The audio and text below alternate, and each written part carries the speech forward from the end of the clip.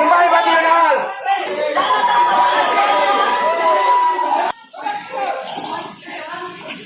Yaitu kami menolak Buka dulu masker, kemudian tidak kedengaran suara. kami menolak bersama teman-teman aliansi pemuda dan mahasiswa menolak secara tegas undang-undang Omnibus Law yang telah disahkan oleh DPR RI.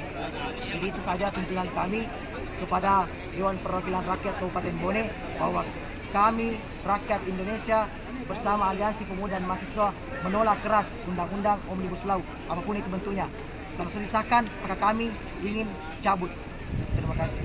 Apakah ada poin-poin penting dalam undang-undang tersebut yang disuarakan hari ini?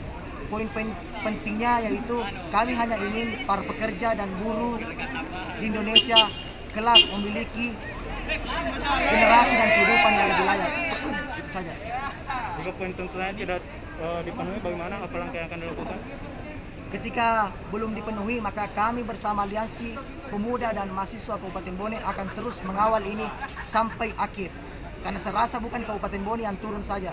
Seluruh Indonesia secara tegas mahasiswa dan pemuda di seluruh Indonesia menolak tegas undang-undang Omnibus Law. Terkait tadi sempat ada kericuhan itu sebenarnya bisa diklarifikasi bagaimana sebenarnya?